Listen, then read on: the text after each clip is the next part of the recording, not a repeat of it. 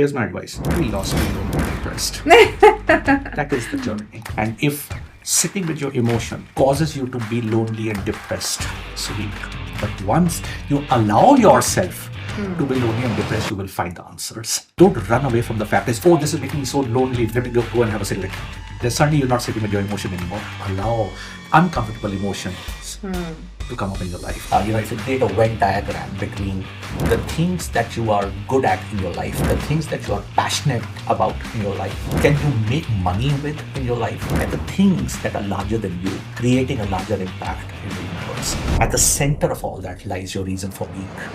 It's a beautiful journey. Knowing yourself is the most beautiful and the most addictive thing there can ever be in this entire world. Addictive, you say? Oh, I mean, you once you get onto that journey, you just want to know everything about yourself. Then you look forward to the triggers that happen. I am Nisha Khatri, and I'm so excited to introduce to you my brand new podcast, Blessing in Breaking. Hi, Arun. Hi, Nisha. How are you? I'm very well. Thank you so much for joining me today. Thank you very much for having me here.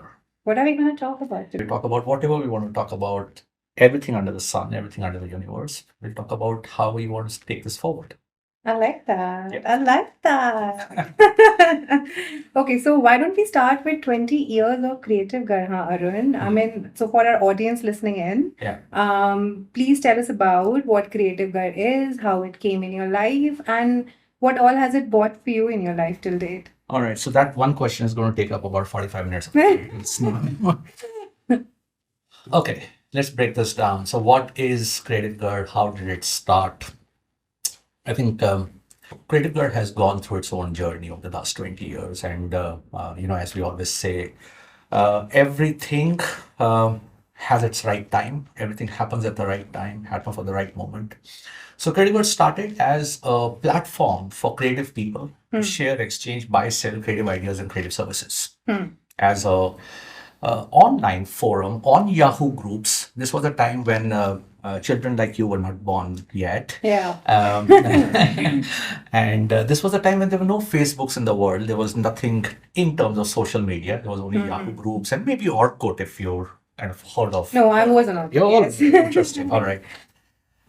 So we, at our peak became about 6,000 members on Yahoo groups. Wow. So 6,000 members on Yahoo groups is akin to a million of Exactly. 6 million today, Yeah. in a way. And we had people from all walks of life across the world who are part of this platform, sharing ideas and sharing everything under the sun about how they looked at creative life. So And how did that work? Sorry, like did you have to facilitate that? Yes, so I kind of the more I think about it sometimes, I think that was my labor of love, Nisha. In a way, I kind of for 11 years, right from 2000 to about 2011, I wrote a newsletter every day for 11 years. Just like you do today. Yeah, I used to write an editorial, and then it was a community-generated content that people would write as a part of the discussion forum.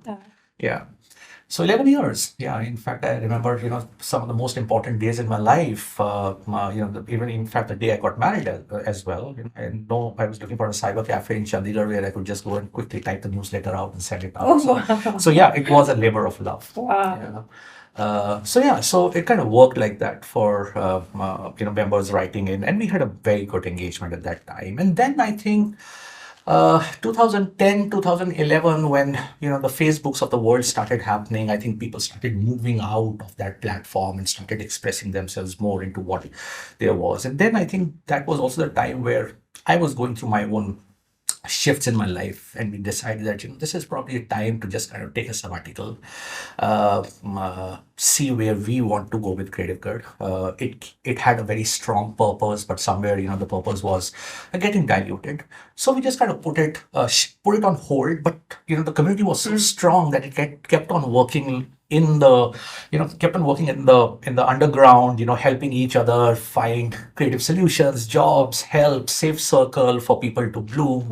So that kept on happening, and that still happens, irrespective of the community there. Yeah. That still happens, and over the years, it's been it's been my identity of sorts. I've been running a design company for 20 years as well. Right. But there's still people who know me as Arun Creative Garh saved on their phones than Arun as for the design company. Yeah, so it's been a very That's interesting. one of those people is me.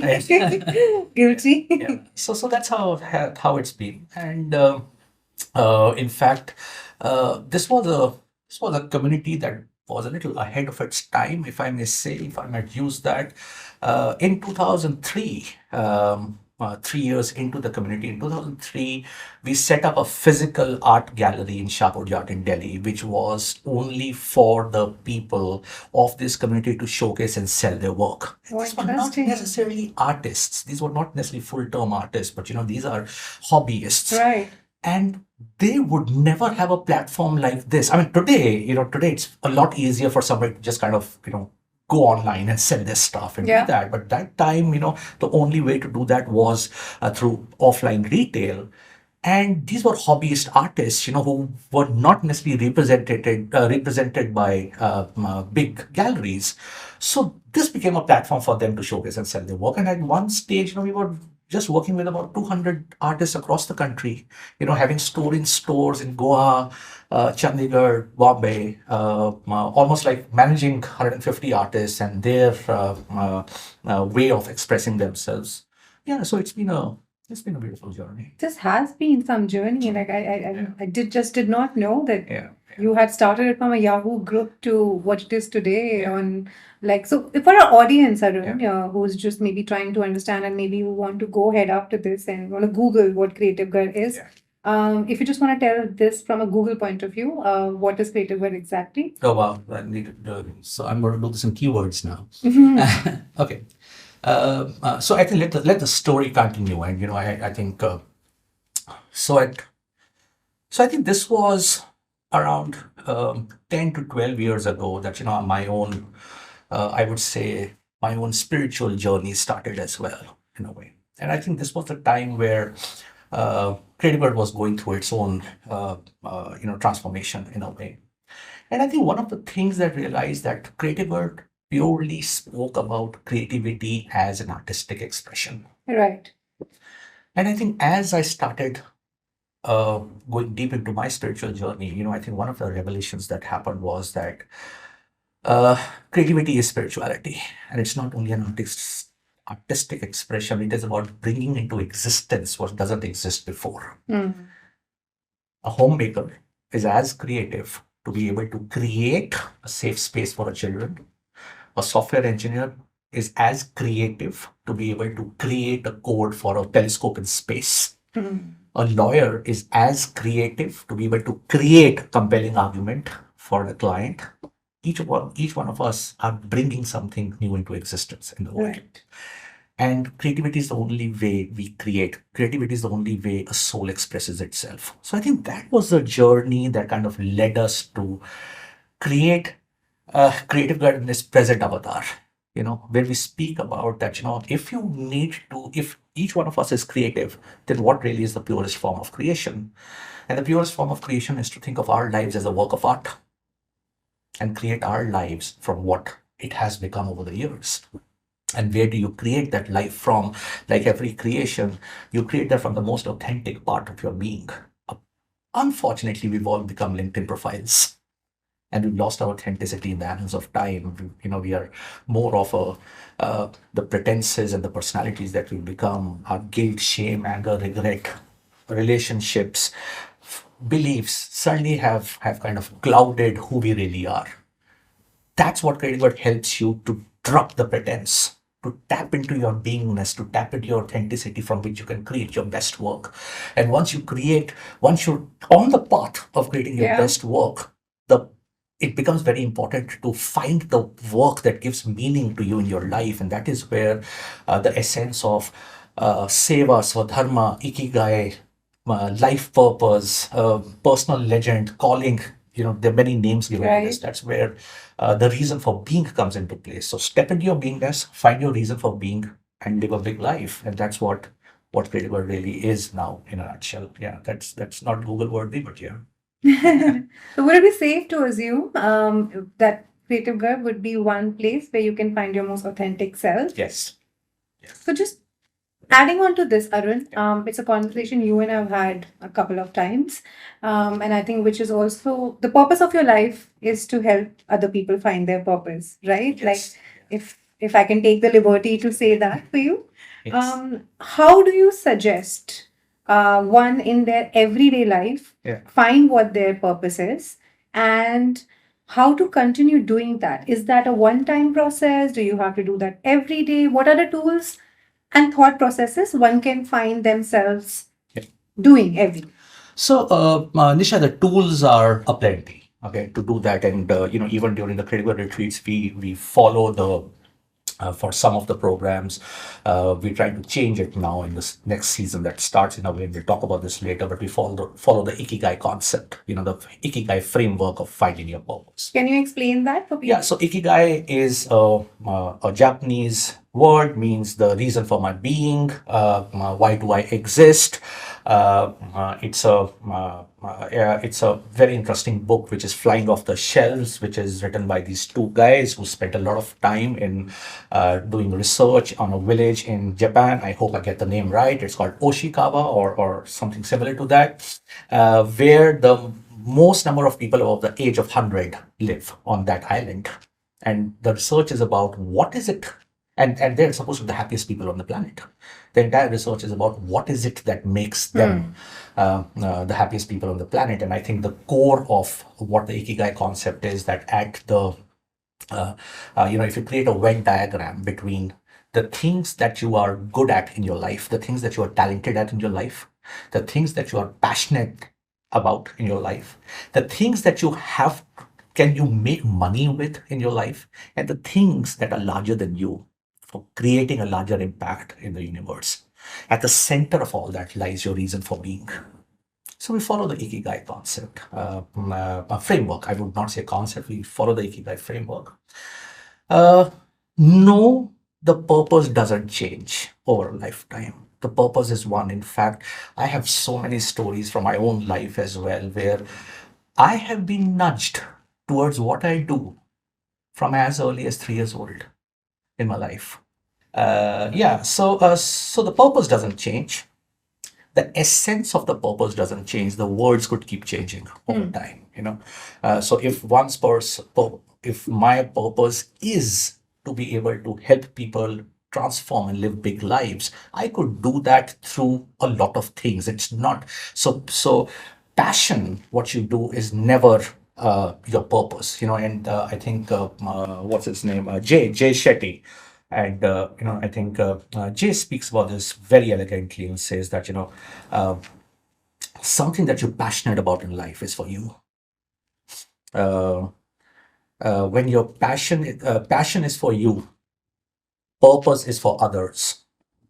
When your passion is in the service of others, it becomes a purpose. Yes. Right? Yes. And what service you are meant to be for, and you've been created, you've been nudged towards that from as early on as 3 years old in your life. Right.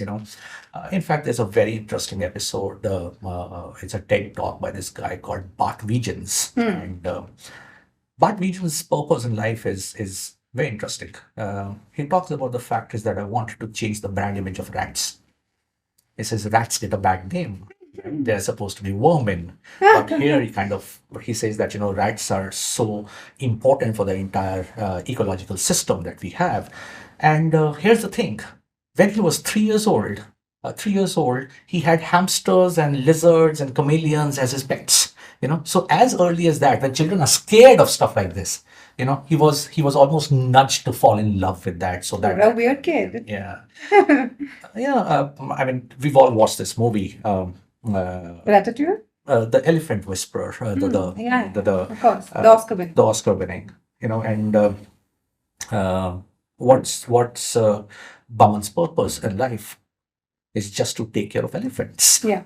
And he's been nudged towards that from as early on in his life, So purpose is never about, this big event that is going to happen. And, certainly it's really about the work that you do or your LinkedIn profile. It could be something, I keep on saying this at my retreats, and I'm going to say this thing. It says, saving the life of one ant is as large as the purpose of saving the life of millions, So So this is what it is. It doesn't change with time. The essence of it remains the same, but new things keep getting added to it. As you know, we are human beings, and we keep on picking up new skills as we go along. We keep on picking up new hobbies. We keep on picking up new skill sets and new ways of looking at life, and all those could feed into this. I mean, anybody who would have kind of articulated their purpose 10 years ago, they would have never spoken about how AI would change their lives. But AI is just the means to be able to realize their purpose in a way. So AI will not become a purpose, being passionate about AI to be able to create something or a change in the world could be purpose in a way. Yeah. No, Arun, great insights actually. And I do agree with a couple of strong points you've made here. And one of them is about, purpose not really being that one big thing in your life. I think that's where so much unhappiness for our current generation comes from, because we all think that we have to be something very big for on a LinkedIn profile, and it has to be like a head or something, or a CXO position or something, or we have to be kind of attending this conference, that conference, or we haven't made it. Yeah. Your purpose could be as big as, like you said, I don't know, preparing food for your family in the morning. Your purpose could be opening gates at a mall for somebody, Absolutely. right? Like, so your purpose could be those small things. And on second note, I'm also a very big Jay Shetty fan, and I think Jay is actually one of the reasons I've started this podcast. So shout out Jay. But you are right. Like, he explains it very sincerely that purpose actually means service. Yeah.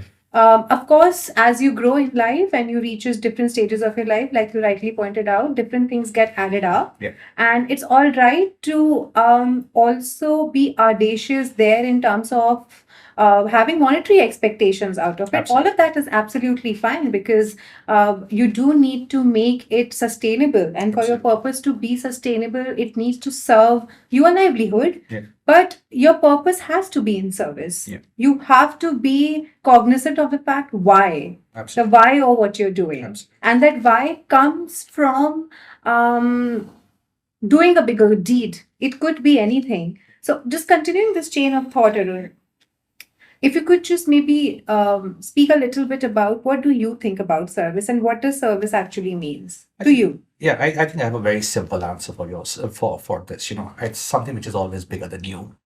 It's not about you anymore. It is about bringing joy to the world. It is about seeing that smile on somebody's face. It is about changing somebody's life. It is about pouring yourself into the world for someone else. I always say one thing about this thing is one of the ways to look at how you look at purpose is your will be taken care of somebody else. Your purpose is to take care of somebody else's will. Wow. So that's very deep. So it's always larger than you. And I think, and you'll realize that, and the more we talk to people, and the more that I do these retreats, the moment people, you ask people, it says, when was the last time you felt this immense joy in your life? And always be about when I did something for somebody else. It was never about what, when I achieved, when I got this gold medal, or when I got this designation, or when I got this car or something like that. It's short-lived, but something that is sustaining, and a joy which kind of keeps on coming back has always been when it's larger than them in a way. So Arun, another thing we talk a lot about is the idea of self-love, right? And how it is so misunderstood. Yeah. What everybody means by self-love, especially in our generation, my generation particularly. What is your take on this? And also, it is something which is also very needed. So because we have spoken about it, I want you to kind of elaborate. What is your understanding of self-love? There's another 45 minutes now. I think self-love has got a dirty name nowadays. It's become a dirty word. Somewhere there we speak about self-love in terms of self-care nowadays. If I'm going to, I'm going to go and take a vacation and drop everything and सब कुछ त्याग के I'm going on a vacation with my friends. Self-love is not about going on a vacation. It's not about dropping everything. It is about taking a deep journey deeper in yourself. Self-love is not about packing your bags and going on a vacation. And it says, all right, I'm going to take a day off and pack my bags. It's dropping all your baggage. That's what self-love is. Self-love is not about saying, you know what, today I've decided to take off from work and I'm going to just sit at home and I'm going to binge watch Netflix. Okay, I deserve that. That's self-care. I've been working very hard. That's not self-love. Self-love is to cut all the drama from your life. That's what self-love is.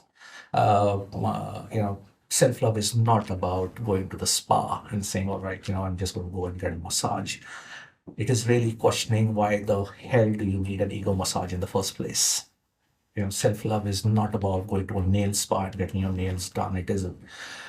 It's going to be long nights of digging your nails deep inside yourself and come out with and fight your demons. Self-love is not about sleepovers with friends. It's about having deep conversations with yourself and crying into your pillow at night. So I can go on and on. So that's the difference between self-love and self-care, first of all. And before we understand self-love, Nisha, I think it's very important for us to understand self-hate. Because till the time we don't understand self-hate, I think self-love has always been an ambiguous idea. And what is self-hate? Yeah.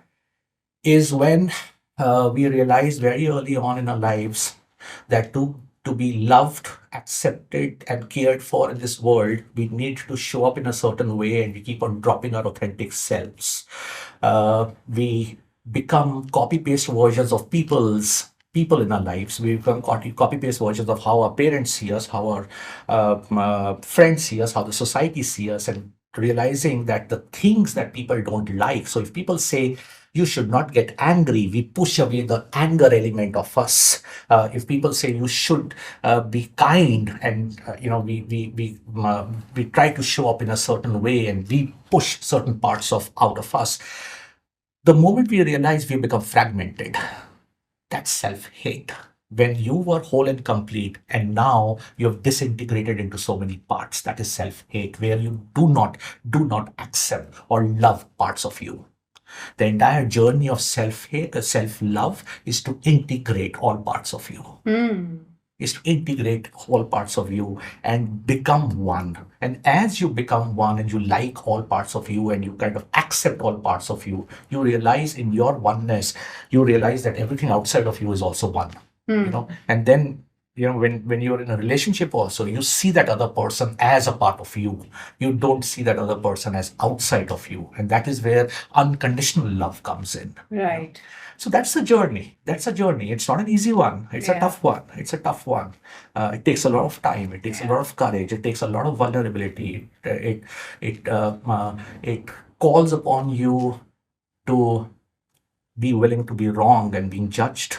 It calls upon you to be vulnerable. It calls upon you to let go of all the conditioning, the prejudices, the dogmas that you have become, and allow yourself to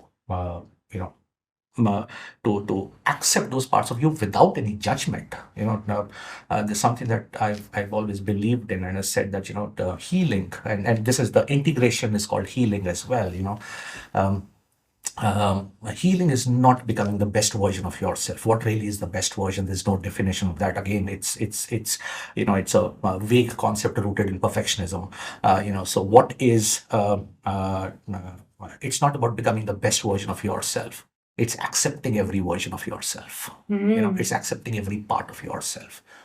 And the only way for self-love is to know yourself. It's like, look at two people who are in just a new relationship. I mean, what's the most urgent thing that they want is to know each other, know yourself. Know yourself, because only as much as you know yourself will you be able to love yourself. Know yourself. Self-care, okay? Take care of yourself. Choose yourself. Be in a position where every day you ask this question is, what would a person who loves himself or herself do this? how will they look at this situation, and what would you do in a situation? Right. I always say that, that's the most practical advice I can always give to people. It says, so how do I incorporate self-love in my life? I said, whenever ask any question and says, how would a person who completely loves himself or herself, or what would the person who completely loves or himself do this, and the answers will come to you, and you'll know that, those answers coming from a space of self-love and not self-hate, also having said that, I speak from my own journey as somebody who kind of facilitates healing as well. I don't call myself a healer, but I call a healing facilitator. It's a beautiful journey. Just knowing yourself is the most beautiful and the most addictive thing there can ever be in this entire world. Addictive, you say? Yeah, because you once you get onto that journey, you just want to know everything about yourself. Then you look forward to the triggers that happen. You look forward to triggers that happen, so that, hey, this trigger is going to lead me to me. Yeah. So yeah, it's no, I agree with you. I think there's so many valuable lessons in what you've just kind of casually imparted. So I think that I see three main lessons or takeaways from anybody who's listening to this conversation today. First is what I think kind of leads back to what you earlier said, right? To be your authentic self. Yes. And that process, of course, is self-awareness, is self-actualization, is to really know who you are and what are your triggers and what are the same patterns you keep following, if at all. And if you find yourself in the same patterns, just unlearn it.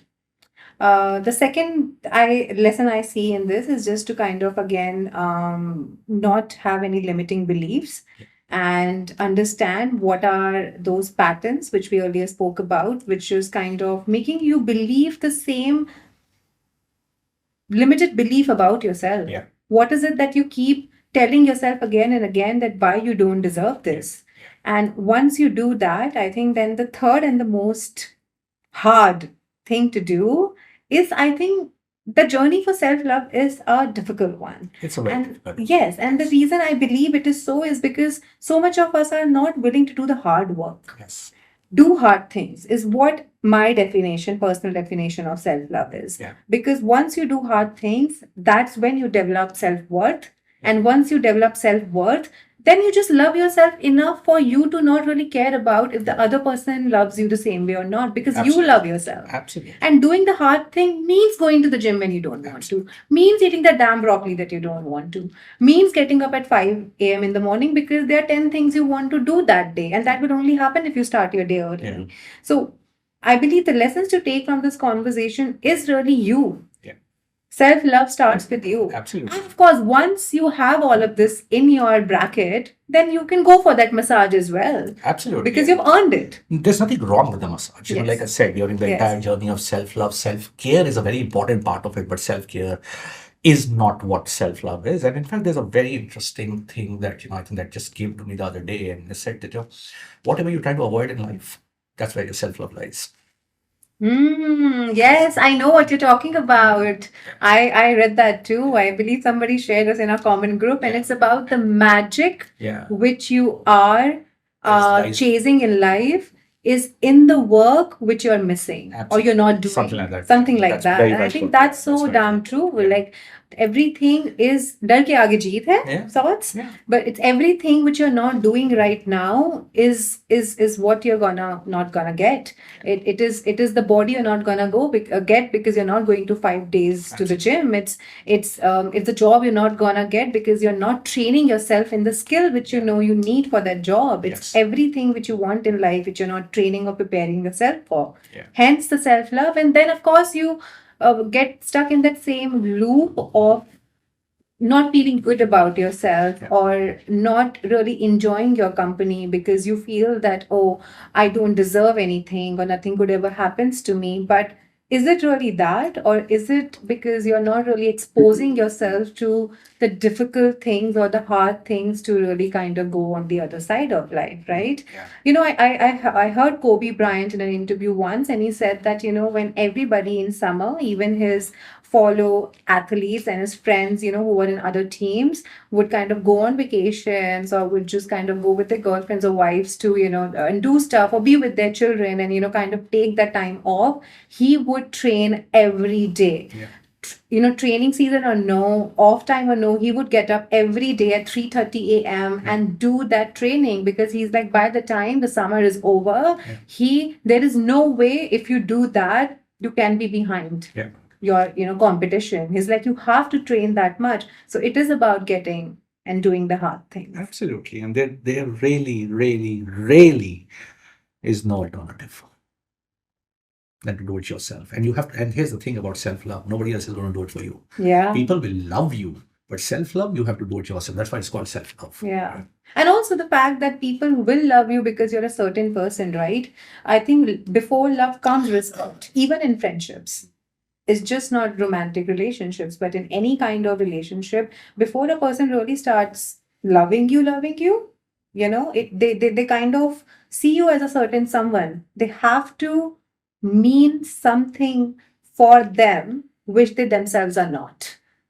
Yeah, I mean this is another podcast topic in itself, you know. But people also choose friends and friendship based on what they are looking at becoming complete in. You know, they are kind of outsourcing their happiness. You know, somewhere, you know, when you don't have the self-love and you don't being able to find that oneness and completeness within yourself, that's when you start looking at it from outside of you. And then, you know, the friendships happen that somebody fits a certain role in the certain life, somebody plays a certain role in the life. That happens as well. And yeah, it is. It's you know, I think once you get onto this journey, you know, you just end up opening up a Pandora's box. Yeah. There's no end to it, you know. Yeah. But I do agree with you that it is a beautiful journey, because there are so many things that you come to know about yourself. That a sense of true acceptance also comes, because you do, of course, there are certain things you do want to work on and change about yourself, only because that you want to change a limiting idea about yourself.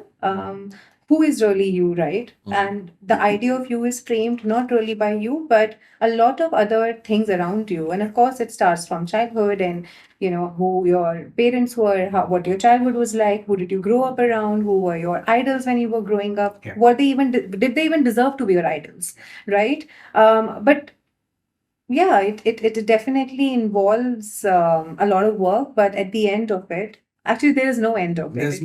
It's a continuous journey. Yeah, and you know, there's one thing that, you know, I think I was speaking with somebody else the other day, and you know, I think this conversation had is, you know, I don't love myself enough to even have friends, you know. And I think, you know, and that's what I was telling her. I said, you know, that's really not the right way of looking at it, because your journey of self-love is going to continue for the rest of your life. There's not one day you're going to just wake up and say, oh, you know, apparently there's research that says, you know, just reading it or listening, that, you know, when we talk about fragmented parts, okay, they're not 2 or 3, huh? Every human being on an average has about 25 fragments. Can you explain that? Yeah, I mean, fragments in the sense, you know, of how they created parts of them over time just to be loved, you know. So anger, guilt, shame, you know, these are parts that they push out. So an average person has about 25, and they say typically a human being will have 100. You know, so just going through 100 parts and accepting all of them, and first of all, knowing them will only happen with, you know, when you put yourself out there in the world and you have those triggers, you know, when you are open to your emotions, when you are able to sit with your emotions, when you go slow in your life, that every emotion can lead you to you, you know. So when that happens, you realize that, you know, the integration starts happening in a way. So that's a lifelong journey. That does not mean that you're not going to have friends. That does not mean that you're not going to allow people to love you, you know. And this is where, you know, I think for me, it's very important to bring in the entire essence of authenticity, again, used, the word is misused, is thrown around in so many different formats of I'm my authentic self and this thing. And, uh, uh, uh, we all believe we are our authentic self. But nobody says I'm not my authentic self, So Arun, so while we're on this topic and we are talking about this person this person mentioned to you that, I'm not maybe good enough or whatever it is, that I don't have enough friends.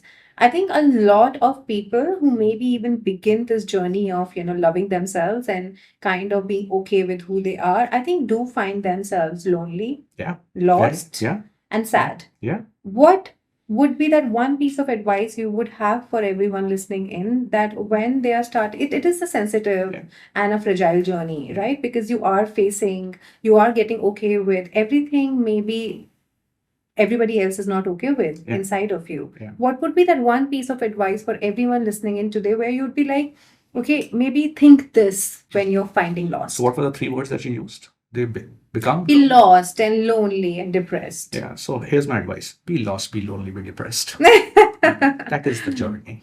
That is the journey. And if sitting with your emotion causes you to be lonely and depressed, so be it. Right? But once you allow yourself to be lonely and depressed, you will find the answers. Don't run away from the fact is, oh, this is making me so lonely. Let me go and have a cigarette. Then suddenly you're not sitting with your emotion anymore. Right? The entire idea is to allow uncomfortable emotions to come up in your life and be lonely and be depressed. And one day you will step out. The fact with you while we are on this topic. There was a research done where people were asked on this chain where you're saying that, people should be okay with, feeling, allow this thought to happen with you. Okay, feel sad, feel depressed, feel lost, feel lonely. There was a research where it was asked people, would you rather spend 15 minutes alone with yourself and your thoughts with no distractions, right? Like with no TV, no phone, no magazine, nothing. Or would you rather get an electric shock to your brain? Yeah, electric shock. That's what most people have said. So it tells you a lot, right? People are not comfortable being alone and lost. No, absolutely. And it's not easy. I'm saying 15 minutes. 15 minutes is a lifetime. 1 minute. Sit with yourself for 1 minute. No phone, no beverage, no coffee, no tea, no Netflix, nothing. Sit for yourself for 1 minute. So what can a person do to hold on to it? Sit for the next 1 minute again. And then one more. And then one more. And then one more. And the entire thing is, Nisha, just to kind of correct the words that we used. Don't feel lonely, don't feel sad, don't feel depressed. Allow yourself the feeling of being lonely. Allow yourself the feeling of being depressed. Allow yourself feeling. These are all feelings. They'll come. They'll go. Don't become lonely. It says, I give this advice to a lot of youngsters. I said, when you're going through a heartbreak, you don't become the heartbreak. You become the witness behind the heartbreak. Become the sakshi of your life. Become the witness behind the heartbreak. You don't become the anger. Become the witness behind the anger. Right? Don't become lonely. Become the witness behind the fact is, oh, I'm feeling lonely. Now that itself is another trigger. Yeah. That itself is another trigger which will lead you of why does it bother you to just sit alone with yourself? Yeah. Right? And, and again, I think things like meditation and all are again, used, and lots of people try to do it in their own ways and their this thing. I don't meditate. I'm not a meditator. If I follow my processes, I do self-inquiry. I am very, very. That's your ritual. That's my ritual. That's the way I do it. And meditation is not necessary for everyone. Meditation is not the only way to do this. It's quite difficult. Yeah, meditation is not the only way to do this. Yeah. I mean, right now, as I talk to you, I'm so aware of every sensation in my body right now. I'm very aware of it. I have that awareness and wherever I know that this is something that is a little awkward, I know that I can sit with it and go on a journey of self-inquiry on that as well. So there are different ways of kind of doing this. No, I agree. I think there's a great piece of advice here that whatever it is that you're going through, do not believe that that's your life. Yeah. is just a phase. It's a season, like every other season in life. It will pass. Absolutely. Because everything in life does passes, good or the bad. Absolutely. So allow it to happen to you and believe that just because you're feeling sad, you're not a sad person. Yes. Just because you've gone through a heartbreak, you're not unworthy forever. Yeah. Feel the sadness. Yes. Don't become the sadness. Feel the pain. Don't become the pain. We end up becoming the pain because suddenly that's our victimhood. Yeah. That's a victimhood. Oh, देखो मेरे साथ क्या क्या हो गया life. Yeah. Okay. Feel the pain. Don't become the pain. That's the only thing. Yeah. And people in today's generation, Arun, another thing about our generation and how they operate, right, is that when something like this happens to them, if they are, like, say, going through a difficult time at work, if they're going through a heartbreak, or if they're having a health issue, or you're not feeling just great about themselves because of social media or something they heard or saw, they tend to isolate themselves also. And of course, so certain times it's important to preserve and conserve your energy and take that time to self-reflect. But two questions here. When do you know that how much time are you supposed to kind of isolate yourself? And B, what to do when you're feeling a prolonged need to isolate yourself? So because I'm not an expert on this, so I'm kind of going to give you an answer of what I've seen in my own life, and I've seen this with people I've worked very closely. Allow yourself that isolation time. It's okay. Go into your cocoon. There's nothing wrong with that. Before you spread your wings, feel free to stay within your cocoon. Okay. And you'll know it when you're ready to flap your wings again and come out. I think you'll just know it. The universe always has your back. And, at one stage, unless you want to stay in the victimhood more than, say, I'm going to be in a cocoon for the next 3 years. And there again, you need to be so very well aware of who you are, why you're doing what you're doing. Yeah. In a way, I this is something that, my advice is not only to people who have gone through heartbreak. My advice is to everyone. It says, find those moments to go into your cocoon. At least find 10 minutes every day to go into your cocoon. 20 minutes every day to go into your cocoon. So that it doesn't come as a just breakdown for you once. Okay. And also the fact is that, one of the things that I always say is that, especially, going back to an earlier topic, and I'll circle back on this, is, the one very interesting exercise that I usually do is, I kind of, whatever comes to me, I just set up a random time for myself and say, all right, so we are at, about 4 in the evening. So I'll set up a random time at, say, 6:23. And I'll set an alarm for 6:23. Irrespective of whatever I'm doing, at 6:23, I will stop and just take a self-check. How am I feeling? Where am I feeling? What emotion am I feeling? Is it a practice you've developed over time? It's a practice. It's a practice. And suddenly you realize that we live 95% of our lives in subconscious. हम कर कुछ और रहे हैं, we're thinking about something else at that moment. I might be sitting there and doing something else, and I don't do so much of it. I've kind of where I'm very present to whatever I'm doing. But when you do this in the early times, you realize that you're thinking of putting together a podcast, but what you're really thinking of is your last boss at the last job at that moment in time.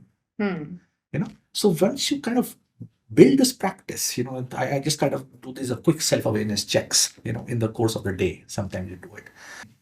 They help, and use these moments to go back to your cocoon as well, in a way. 10 minutes. And how does one in their everyday schedule develop that habit of checking in with self? Like I said, just set up a time. Yes, we are too caught up with our everyday lives, too caught up with our everyday lives. We realize we don't even spend 10 minutes with ourselves. Make it a habit of, say, every 2 hours, I'm going to spend 5 minutes with myself. Do you think this conversation or this idea of checking in with self and being with yourself is misconstrued by society a lot? Lots of stuff has been misconstrued by society, and especially nowadays, you hear 10 different 15, and I'm sure all versions work for people. If they're putting it out there, some of the versions are working for everyone. So I'm not saying that. I'm saying what works for me, and I'll only be able to say that, or what works for me. I'll never be able to say what works for other people, in a way. So, so yes, it's been misconstrued. Miss what? Misconstrued. Yeah. Yeah. So here's a very interesting thing now. So I say misconstrued. I didn't get that word right, and I know certainly I think when I'm aware of myself, I suddenly go in this. Oh my God, I'm going to look like a fool. And suddenly, I'm going as, where is this feeling of that I'm going to look like a fool coming from? That's a very strong sense of self-awareness. This is then it comes from. Oh, this is the time when probably, I was in that elocution contest and I had this thing. So while I'm saying that, I think if you have no, of course, majority of how we feel or fail to feel is derived from our childhood and our childhood stories and traumas, and of course it takes and it at least sounds like from what you're talking about that you do have a very strong self of self-awareness, and it also sounds like that you have very consciously worked on this to be an active part of your life. And I think there is no winning formula of feeling better or okay in a moment where you're feeling distressed. I think it's just about really figuring out how you're feeling in that moment, what is making you feel like that in that moment. Absolutely. And Nisha, I think somewhere we as human beings love answers and we love predictability. The moment I allow myself to feel, at least I know something's in my control. Well, at least I know I'm feeling it. I don't even know some of the things. I don't even know that I'm not supposed to feel anger. I don't even know that I'm not supposed to feel in a certain way. Unless it has done enough damage. Exactly. At least if you're knowing, so you do, and knowing is beautiful, right? The knowing is suddenly it's in your consciousness, and the moment you know it's knowing, you know that it's working for you in that moment in time. Yeah. Good. No, I agree. I think you have a lot of great insights here. So Arun, my podcast is called Blessing in Breaking. Finally, we come to that, Nisha. So, well, that's the name of the podcast. But of course, the reason I kind of wanted to name the podcast Blessing in Breaking is because, at least from my personal experience, this is what I've realized, that, in that moment, whatever is happening to you is for you. And even if you are broken, you don't have to stay broken. And just find that glimmer in life and find that hope, and then just ride on it. And whatever is happening for the best of you, and you have to believe in it. There is no other way. You need to put that fate out in the universe, that whatever is being happening, even if the things which maybe you plan for yourself, mostly the things which you plan for yourself, if they are not happening, maybe something better is coming along the way. Always. And I thought that's just a beautiful name to kind of put it out there on the wall. Yeah, so it's it's a beautiful name, and there's something that I've always believed in, said that only when you have the breakthroughs in your life, only when you have the breakdowns in your life do the breakthroughs happen. You have to go through the pain for you to find your blessings. And the pain is a blessing. You need to start looking at like that. And this one thing that we do talk about at the retreats also. Right? I always say is that pain is something which is inevitable. Pain all of us will have pain for our evolution. Suffering is what we make out of it, and suffering is a choice to turn that into turn that pain into suffering. And to heal, to find your blessings. There always there are two teachers that are available to you. You're going to find your healing, you're going to find your blessings through joy, or you're going to find it through pain. Most of us wait for pain to happen. Okay, but the thing is, can we start looking at the entire self-awareness journey from far before then shit hitting the ceiling? And I think that's where the blessings happen from as well. So I think I love the name. I love what you're doing, and thank you very much. I love the wine. No, Arun, thank you so much. Well, you have been one of the inspirations for me to kind of start thinking in this way. I think I've been strongly influenced by you to kind of look at life from a perspective where, like you rightly mentioned, pain is inevitable. How can we control pain, right? Because we can't control life or the events it brings with us. What we can control is our perspective. How do we look at stuff, what happens to us? And I think there's a lot of great learning again from what you've just said. And this is for everyone, right? That whatever happens in your life, maybe all you need to do is change perspective. But because can you change the life event? Can you really change maybe the breakup you've had? Can you really change the job you did not get? Can you really change the health suffering you are going through, or the friendship which kind of didn't work out? But you can change the way you look at it. Maybe, hey, it was not supposed to be meant for me. Because if it was supposed to be meant for you, it would have been there. Yeah, but Nisha, I'm just going to bring in this out there. It was meant for you at that moment in time. अब हो Yeah. गया, हो गया. What it Yeah. meant for you Yeah. happened at that time. It did its job, it did its work. Send love and blessings to that person or that event or that moment. Right. Okay.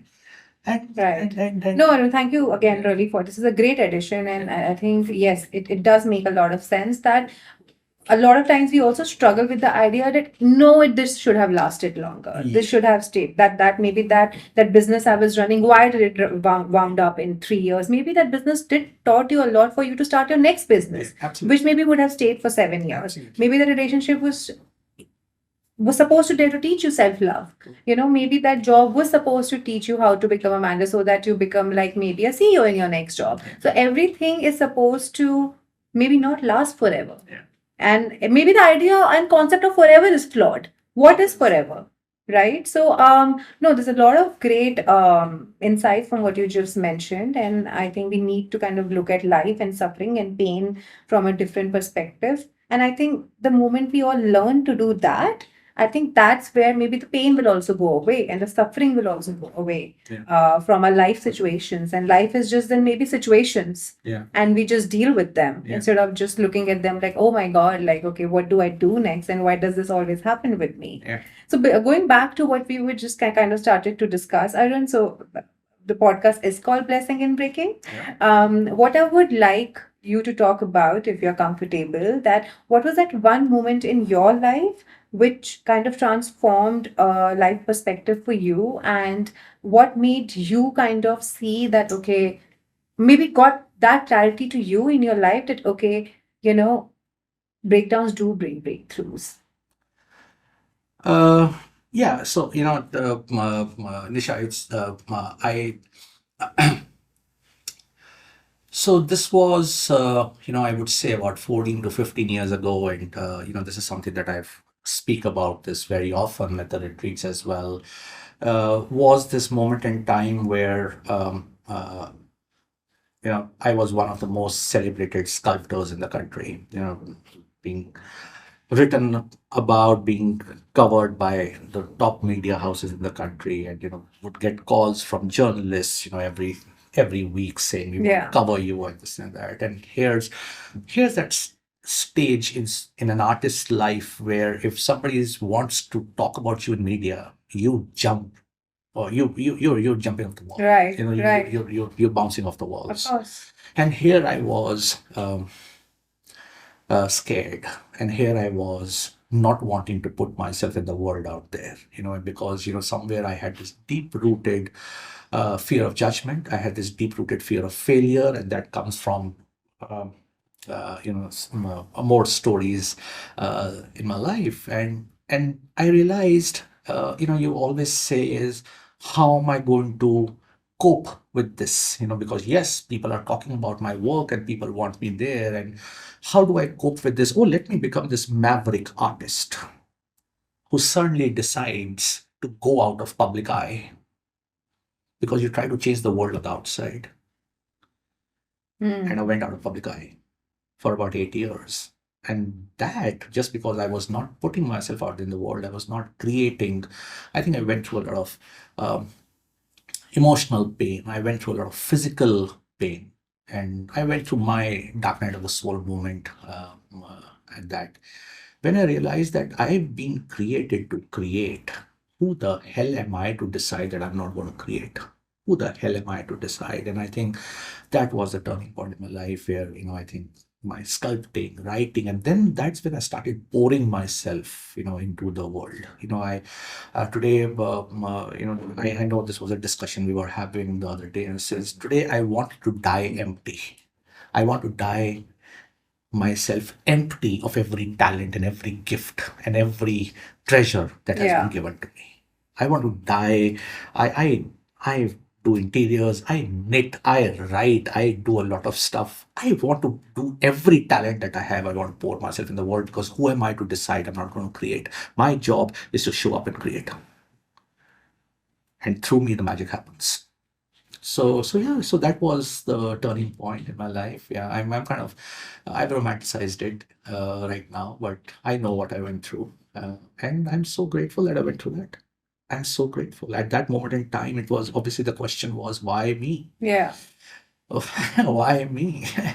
And today my question is, I know why me. I know why. Because had that not happened at that time, I don't think I would have had the privilege to be your guest in your first podcast today. No, thank you for ending it on such a graceful and grateful note. But yes, I thank you again for sharing that. I really appreciate that you kind of went there and got vulnerable and shared such a beautiful story with us. But as Steve Jobs rightly said, right, that you connect the dots, not looking forward but looking back. Yeah. So yeah, I think eventually, again, a great lesson out of this is to be grateful for whatever lessons and journeys you have also taken. It all will make sense. Thank you, Arun, again for Thanks, Nisha. showing up and always inspiring all of us to live a life full of awareness and our authentic self. I just want to tell you this, you've been such a great influence on my life, and I don't think without your presence in my life, I would have kind of taken the journey I have taken. Thank you. I'm grateful that I got a chance to work with you, not only at the retreat, but here as well. And thank you for being my friend. And thank you for the lovely conversations we've had. Grateful.